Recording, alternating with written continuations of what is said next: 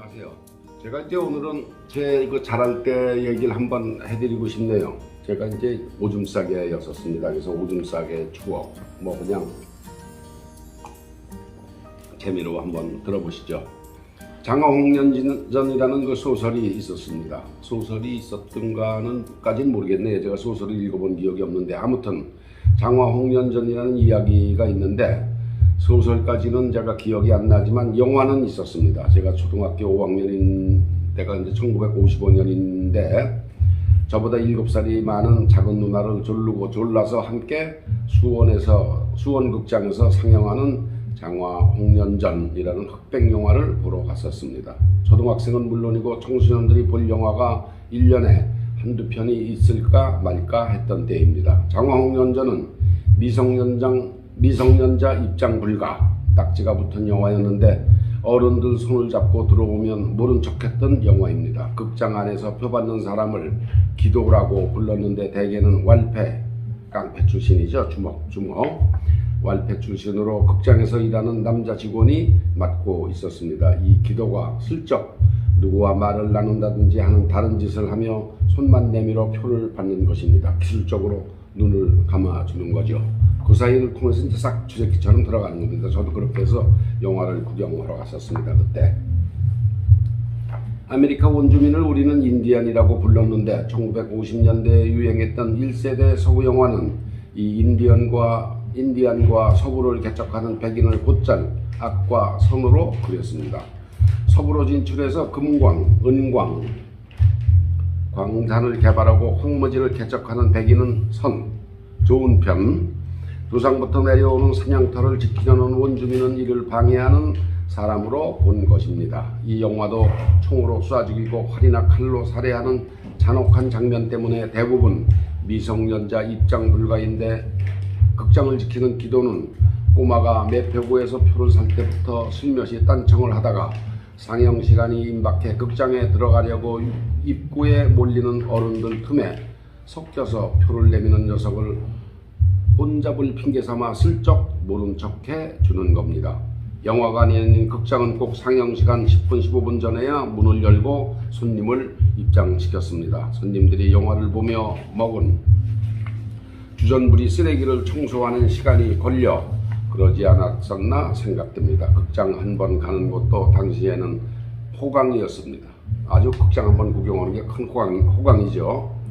학교마다 학생의 생활 감독을 맡은 훈육 선생님이 있었습니다. 이 선생님들이 극장으로 불심검문을 갔던 때였는데 영화가 끝나고 관객들이 극장을 나설 때 청소년을 붙잡아 이름을 적어서 학교에 통보하면 벌을 받는다는 소문이 있었지만 생각해 보면 그런 단속을 본 적도 없거니와 제 주위에 단속에 걸려 벌받은 녀석이 없는 것으로 봐선 제도는 있었는지 몰라도 현장에서는 그냥 엄포용이었지 않나 생각됩니다.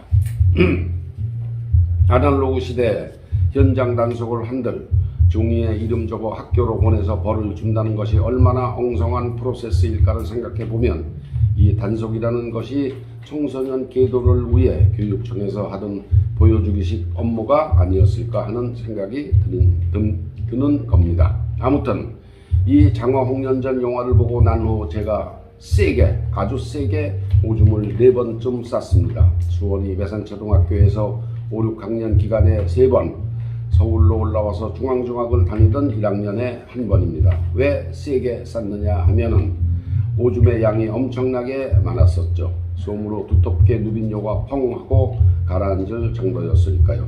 겨울에는 방바닥이 뜨끈뜨끈하니까 요만 푹 젖었지만 여름에는 장판지가 들뜰 정도였습니다. 장판지가 뭔지 잘 모르시죠? 무늬도 가지각색인 지금의 비닐 장판지와는 아주 다릅니다.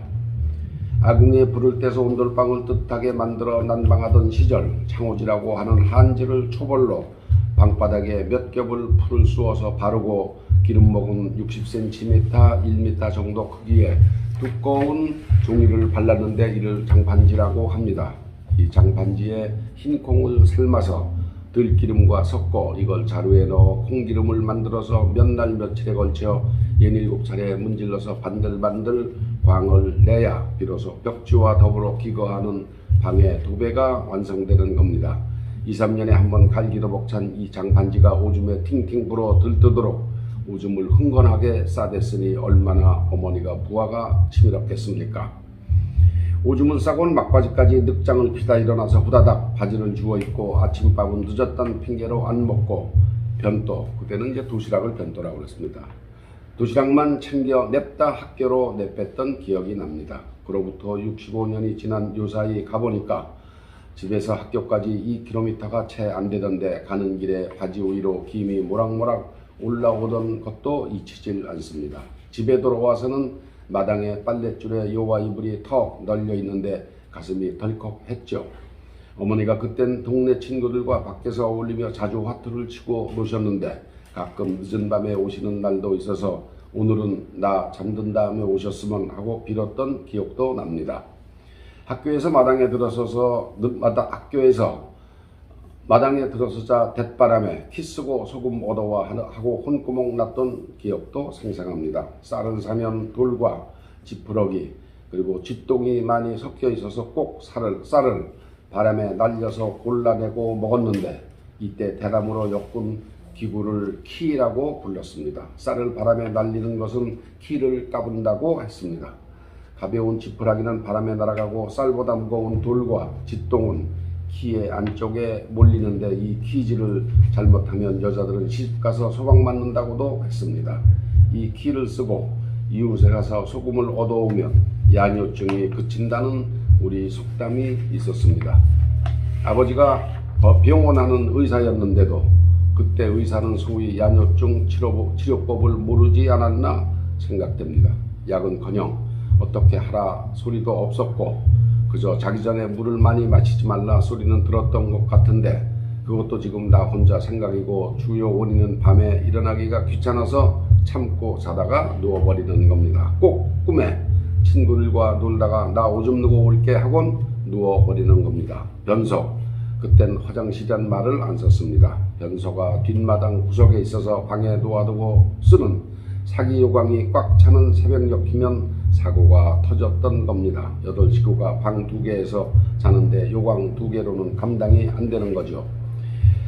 지금의 화장실이 집안에 있고 일어나 몇 발짝이면 바로 해결할 수 있지만 깜깜한 오밤중에 방문을 열고 마당에 내려가서 구석의 변소를 가는 건 장화 홍련전에 나오는 머리프로 헤친 장화를 보았던 나같이 겁 많은 애송이에겐 어림도 없는 얘기였던 겁니다. 장화 홍련이 몇 번에 지독한 내 오줌 싸개의 원인이라고 지금에야 핑계를 대지만 난 우리 어머니 말대로 좀 갸으른 놈이었던 게 맞는 말이 아닌가 생각도 해봅니다.